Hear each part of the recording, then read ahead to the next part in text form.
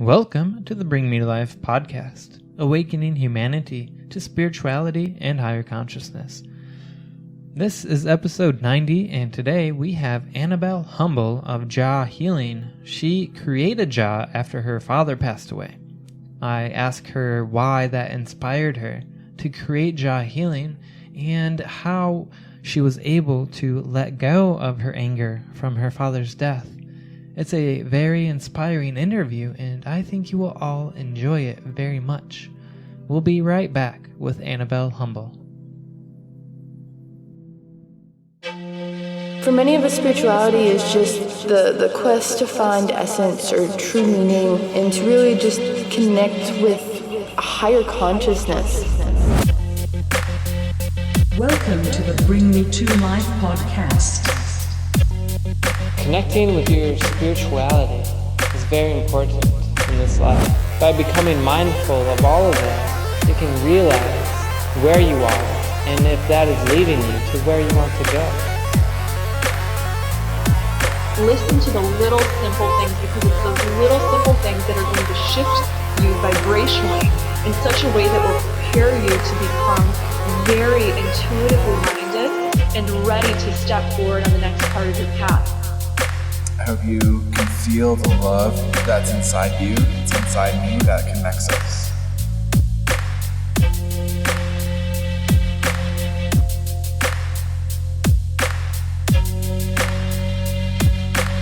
Awakening humanity to spirituality and higher consciousness. All right, and welcome to the show, Anabel. It's good to have you. Oh, it's great to be here. Thank you. Definitely. So you are a local Cumberlander. Yes, I am.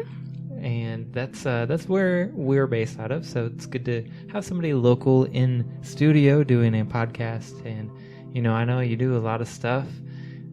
Recently, me and Shannon, who also does some hosting for this podcast, we were part of your JAH Self Healing calendar, which is really sweet. And we'll get into that soon. But to kind of introduce people to what you're doing, can you tell them about JAH and all the stuff?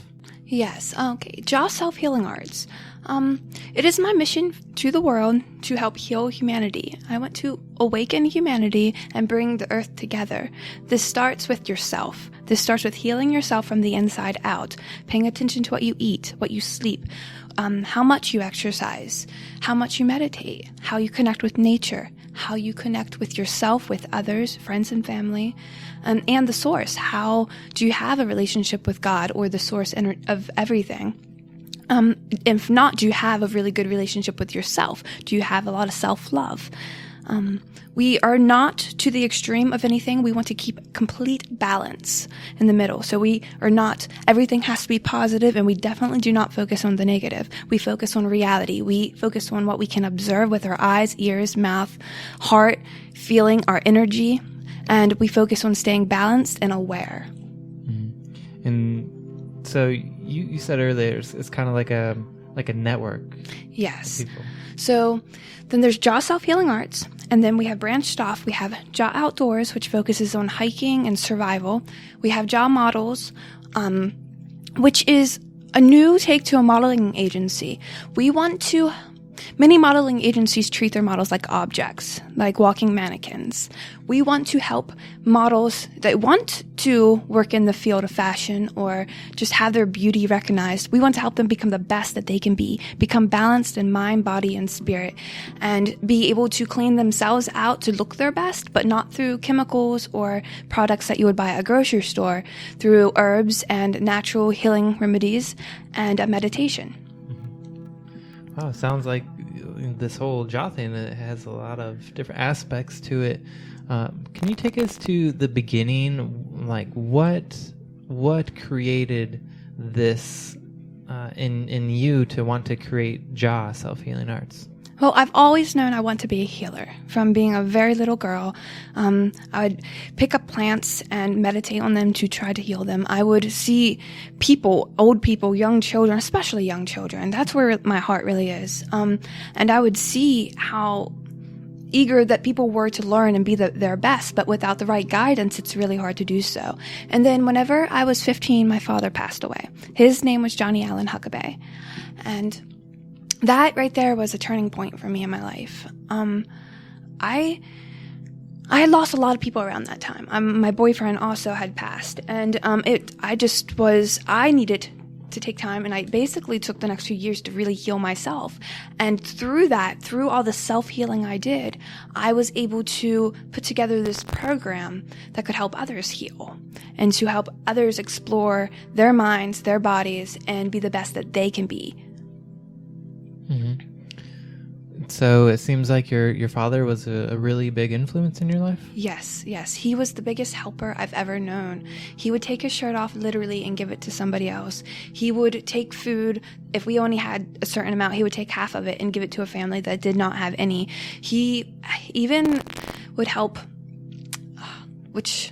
he would even help set up other people's electricity and stuff when they had none, which actually got him into quite a lot of trouble. But there was no extent of helping that he would not go to. His heart was so big. His heart really, truly was, I think, made of gold. I mean, he just loved so much. And I believe he was also an empath, because he was also a very emotional person in the sense that when people were hurting, when people did not, it affected him greatly, especially if there was no way he could help. So this is my memorabilia to my father. This is my paying him honor, paying him homage, to be able to do what I can to help the world and get as many people involved to help heal humanity and everybody that we can come in contact with, and to heal the earth. This is my way to show him honor, to be able to continue the path that he was on, but to even greater extent using his name. Mm-hmm. So would you say that your father was into this like holistic healing and alternative healing and meditation, stuff like that? Are those things that he was into? He was to an extent. To what extent, I really will never truly know. I do know that he did like to meditate. I do know that he went to the ISKCON temple, and I do know that he was into Buddhism too, to a certain degree. I remember being a little girl and him showing me around in this building and him saying, that about meditation, about how we must be the best that we can be, because it matters to our soul. Maybe it might not always matter here, but for our soul, for our heart, for where we will be next, it will matter. And I really wish I would have had more time with him. I really wish he could have taught me everything that he knew. But in the time that I did get to spend with him, he taught me a lot through especially his stories. Mm-hmm. And I'll forever just be grateful that even though I did not get a lot of time with him, that he was my father. Mm-hmm. Do you think that him passing away, do you think that motivates you even more, or just makes it more of a lights a fire in you to do this? Yes. When he first passed away, I shut down. I had trouble communicating. I had trouble expressing myself to others. The pain that I felt, I knew I've always been able to accept death as a part of life. It's just made complete sense to me. Yes, death happens. It is only the beginning. There's somewhere, I've always just instinctively knew that. But him being my father, him not being there, and him passing away while I was in Maryland and he was in Texas, and I was not allowed to go to his funeral due to financial reasons, it aggravated me. I became furious. I had this flame that was lit in me, and I was so angry with the world because of everything that I have went through to that point, and then him passing away, and just this burning eagerness to be able to do anything to make this world a better place, to be able to just make, even if I only help one person, even if I only help one family, even if I can only bring one community together, it does not matter. It is better than just sitting around and feeling that feeling that I felt that day, when I knew that there is nothing I could do to help the one person I love so much. That now I know that there is so many people who are still here, that I can still help, that I can put my heart out and my hands out and actually do everything I can, whether it is through Reiki and healing them with herbs, or talking to them, or feeding them through the community garden system. I will do everything that I can to impact as many people as I can while I am here on Earth. I would say that we're definitely in a similar mission here with Bring Me to Life and Project Bring Me to Life, because we are also awakening humanity. And so what you're doing with everything, the Reiki, the meditation, all that stuff, and bringing community together is, I think, super important. So it's a great thing. It's great to have people like you in this community, and it's being able to resonate together and do this work together is quite amazing. What do you think? What was the moment that instead of going with the anger, what do you think happened in your life that instead of being angry, you decided to pursue your mission of helping people? I can tell you it was two moments. And it was a spiritual moment. I was, right after my father died, I was dating a fellow named Mark Bennett, and every morning that I stayed with him, he would get down on the ground and pray, and he would say, Hare Krishna, Krishna Krishna, Hare Hare, Hare Rama, Rama Rama, Hare Hare. And it did not make much sense to me, but those sounds, I heard them once before at the temple that my father went to. And then he passed away. Mark Bennett also passed away. And that made me a little bit more angry. And then I started hanging out with his friends that he was hanging out with, I think to just kind of have comfort. And I met one of his other friends who chanted the Maha Mantra. And I started to read the Vedas. And I started to explore my mind, my body, and my spirit even more. I started to understand reality more, and understand death more, and understand why the bad things are happening, and understand how important it is for us to continue to do good work and to continue to put out good karma. And through this, I had no choice. There was not a, do I do it or do I not? There was, I do it. This is my mission here. This is why I am here. It was not there was just, I didn't feel like I had a choice. I still don't. I feel like this is why I'm here, and I have to do it because it is not in me to just not do something I feel like I have to do. You said, was that the first moment or the second moment? Well, that would be the first moment. And then the second moment, it's seeing kids. It's seeing children and how people raise their children today. How we were, and I'm from the 80s. I was born in 1988, and I see how we were raised back then. And then babies. Mm-hmm. Me too. And I see how children are being raised today, and I know how I want to raise children, and I really want there to be a better way for people to be able to teach their children, guide their children, and be able to tell them the truth. And my sister having children really opened up my eyes to how eager they are to learn at such a young age. Oh, yeah. And then my littlest sister, Candace, had a baby, and his name's David, and I called him Davy, and I would watch him all the time, sometimes for a long time, like days and days and days on a time. And it was like having a child of my own to a certain degree, because he would ask me all these questions. And through these questions, through him and his eagerness about God, learning, asking me questions about the pictures of Krishna I had, asking me questions about the Bible that I would have, or the Vedas, or anything, because I study all religions. These questions made me inspired to have the goal I have for when I'm 50 years old, which is to start a school. To be able to lead children from as young as possible. 6 months, I think, would be the perfect time for a mother to start meditating with their child, to teach them how to meditate. So by the time they're 3 years old, they're already eager to want to meditate. And by the time they're 5, they can already be meditating and have their chakras balanced. Now think about a mind. If they could be prepared at that age, what they could create and the genius they could become if they did not have all of these doubts and all of these not knowing what to do with these feelings and hormones that they're experiencing as they are aging. If they were prepared and they knew what was to expect, and they were not being brought up on cartoons, but on actual real knowledge, because kids will absorb what you feed them when it comes to the food they eat or what they are hearing and learning. So it is the parent's job to teach your kid exactly what you want them to know. How you act around them, how you speak around them, who you have around them, the music you listen to, the TV you watch, that is molding them.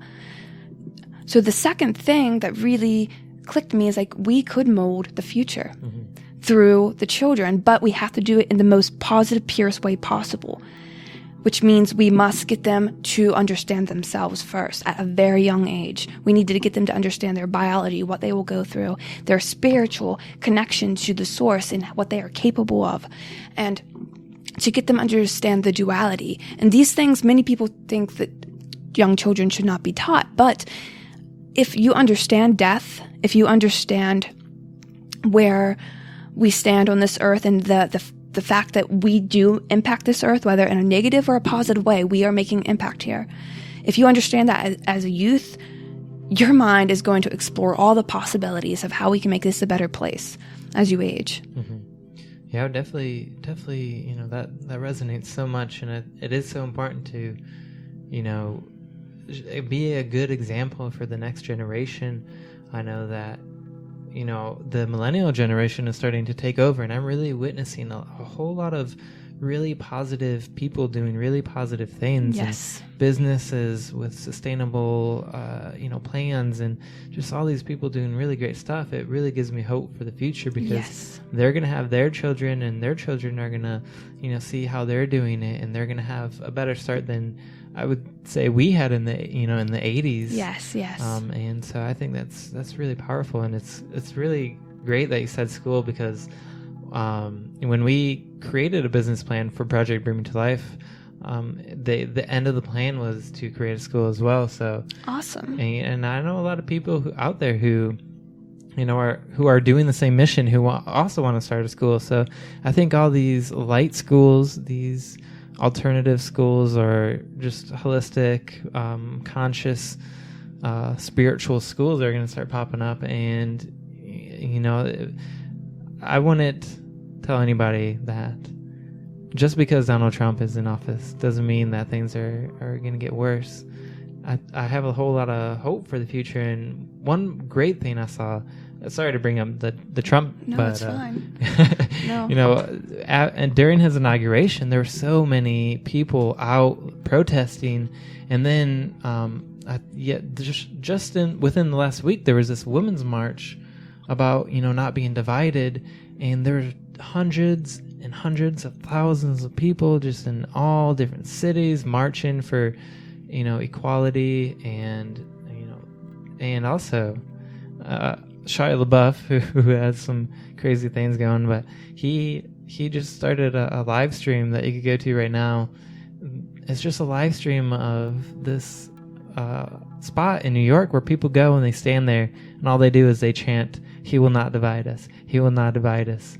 And they're planning to have that for 4 years going nonstop. I'm confused why so many people believe that Donald Trump wants to divide them. I've done my research on Donald Trump, and he's not a horrible person as far as some of the things that he actually wants to do. He has helped so many women start businesses and put out so many scholarships for women to start businesses. So I definitely do not see him as a sexist. Yes, he may have made some statements, but I do not see...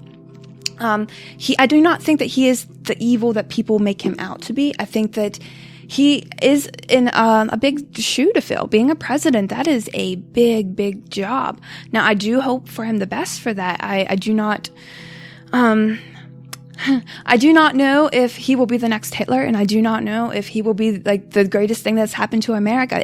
Both are possible. He is bringing peace into the Middle East before he even got into presidency. What is this that you're talking about here? The peace into he's calling meetings to be able to bring countries together that wish to be able to be one again. Now, yes, there are a lot of people who wish them to not be one, like Israel.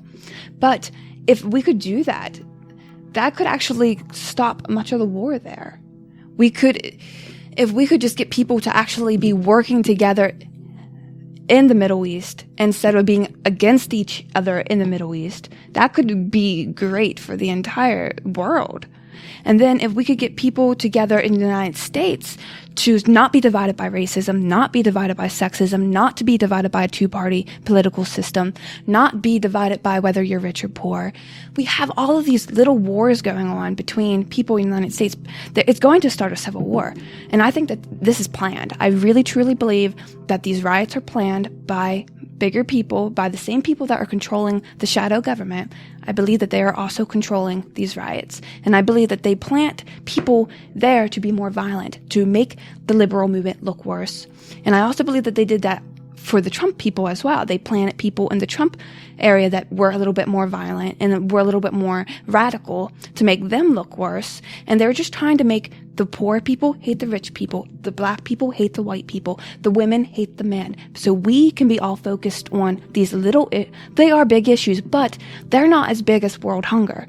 If we could focus on world hunger, unite everybody just to focus on that one issue alone, because that's probably the most easily solvable issue, we would not have all of these issues. Like, it's so annoying to me because half the people I hear being called racist are not racist at all.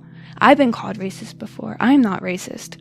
I grew up in Texas for the first few years of my life, and I was one of the very few white people in that school. I got made fun of because I was white. I got made fun of because I was a girl. I still sometimes, I've had cops and stuff treat me in this area worse than I should have. And it's like, I've never been given white privilege the way that people talk about it. I grew up dirt poor. I grew up not knowing whenever I was going to eat every day. And still, at this point in my life, I sometimes go, how are we going to eat today? How are we going to eat next week? It's not like because I was born white and a woman that I have everything handed to me. And I have a lot of people accusing me of this all the time. And I have a lot of feminists accusing me of being a woman hater because I choose to stand by my man and choose to believe that and balance. This is why I believe in with everything in life. We have to have balance. There will never be peace as long as there is a war between man and woman. There will never be peace as long as there is a war between any of the races or any religions. We need to call an end to all war. That needs to be the new uprising. The protests in the street causing violence, that's going to solve nothing except bring on a civil war. What we need is to have people actually acting in the way that we want. Like Gandhi says, be the change that you desire to have. If we have riots, we will only bring more bigger riots, and they will not be ones that we can control. They will be drones and hollow point bullets, and they will not be friendly for us. It will be against us, and it will be probably something like the UN coming and taking over America if we push it that far, if the people push it that far. But if we actually try to set up a real plan, actually truly get organized and develop a plan that can actually lead to peace, you cannot find peace through violence. You cannot end war with more war. We have to start with conversation. We have to start with bringing the people together on what we stand on together. There will always be things that divide us, but we must find our solid ground that we all connect on. And that is this earth. That is keeping it safe, keeping it living long and healthy, and keeping humanity. Right now, humanity has so many plagues. We have fast food that is killing half the nation. We have the pharmaceutical industry that is killing half the nation. We have the heroin problem in this area and all over the world. And if we were focusing on these problems as much as we are focusing on racism and sexism, the world would be a much better place, I believe. Yeah, we definitely, we on this network, we promote, unity and equality, and that's something that we really, have in our core principles. So, we definitely resonate with that. When you were bringing up Donald Trump, there was some things that I was like, but my friend actually, I kind of, as you kept going, I kind of was trying to understand, and it made me think of this video that my friend made, sending love and saying thank you to Donald Trump just for bringing issues to, the forefront and being able to talk about it. And, I think that hate does breed hate. So if you want, to change something, I think it does require some love and trying to understand, and then Yes. being able to have, I mean, also, as you're saying, there's going to be things that will always divide us. You know, we are here on earth to kind of experience what it's like to be individuals. So Yes. I think that as long as we can continue to experience that and use it to better ourselves, and also not get it to a point where it causes us to fight each other, because, you know, fighting, I don't think helps anything. I think that, you know, with our generation, we are starting to change the perspective on war and Yes. and the perspective on the political system. And I think Bernie Sanders, you know, he woke a lot of people up to what's been going on. And, Yes. and he's always talking about love and compassion and Oh, if he was only president. right.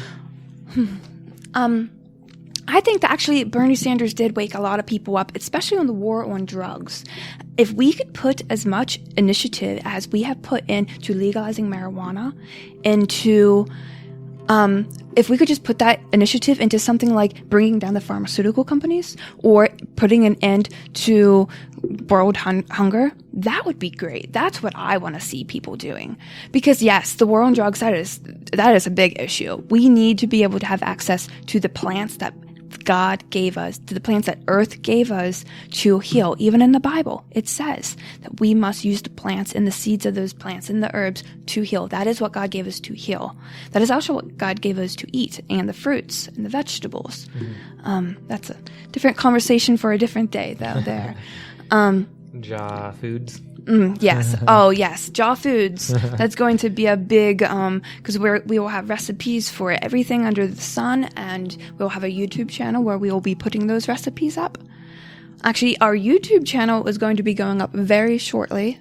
Tonight we're going to be putting together quite a few videos, and we will have videos up from everything from our modeling, from our outdoor adventures, from exercise videos, to art videos, to recipe videos, smoothie videos, to meditation videos, breathing techniques, visualization, how to astro project, crystal healing. We want to do interviews with interesting people as well, and like I said before, I want no limits to what JAH will talk about. One thing I am against is political correctness. Political correctness. I can't even say it. Correctedness. Yes. Well, it's not that I'm against it, but I believe here, especially in America, if I say something and it offends somebody, well, they have the right to actually choose to not let that affect them. Everybody does. Right. Everybody has the right to either take offense or to not take offense.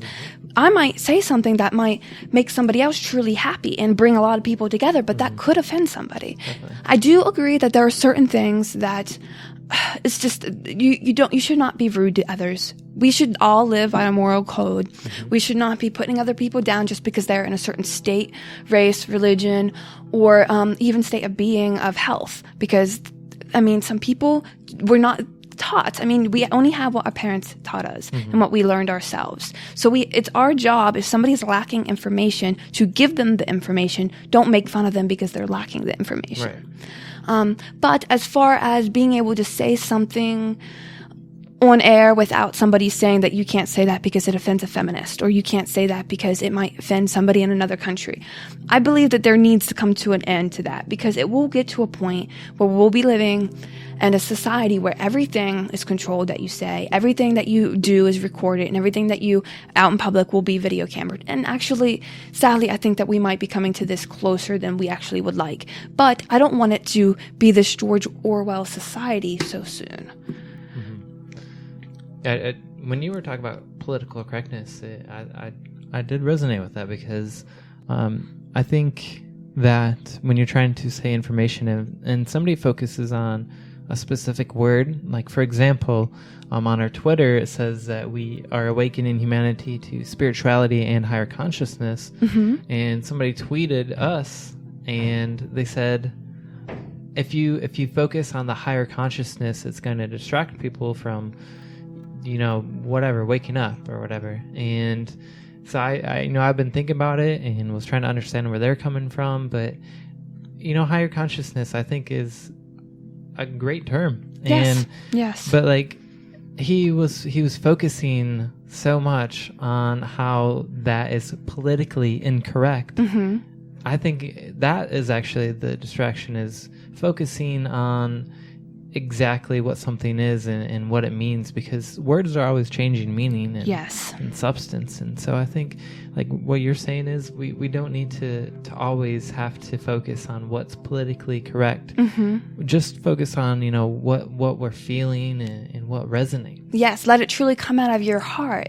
Like I've been working with the Aurora Collective Project, which is a magazine.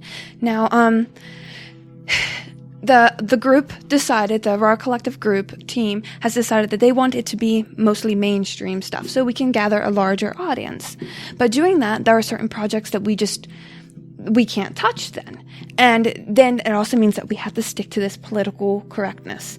And that's okay, but that is why I am so happy to be focusing on also my projects, to where I can dance away from that and just speak truly from my heart, say exactly what is on my mind. Don't try to hide things, don't try to script things, and be just me, because truly, that's really what this world needs. This is just everybody flowing, everybody really being them, not trying to live up to expectations of what their parents want them to be, or what the government wants them to be, or what the school wants them to be. Just be yourself. Be the best that you can be.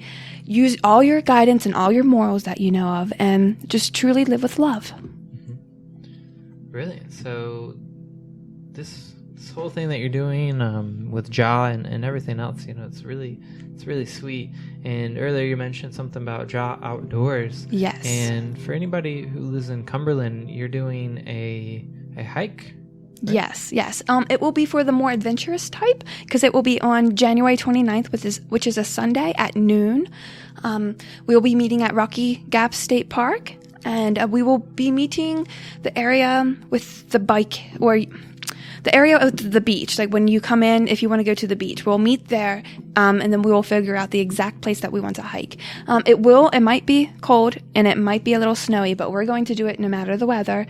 This is something that JAH stands for, being the best that you can be and knowing how to survive under any situation and circumstance. Mm-hmm. Brilliant. So awesome. Look out for that. And JAH Self Healing Arts, how can they find out more information about that? Okay, you can go look us up on Facebook. We have numerous pages on Facebook. We have JAH Self Healing Arts, we have JAH Models, we have JAH Small Business, we have JAH Outdoors, we have JAH Overcoming Addictions. And then we also have another page called Learning to Garden. We are also looking for other models. If anybody is interested in being a model, a health conscious of mind, body, and spirit model, you can contact us through our Facebook page. You can send me, Anabel Humble, a personal message, or you can even email us at jahselfhealingarts@outlook.com. Awesome. Well, thank you so much for being here. I hope you have a great rest of your week and your year, and just your whole life. What you're doing now is really brilliant, and I wish you all the best and all the blessings on your adventures. Thank you, and I'm sure we, JAH Self Healing Arts, Project Bring Me to Life, and Mountainside Creative will be working on more projects together. Definitely. All right. Well, thank you very much. Thank you.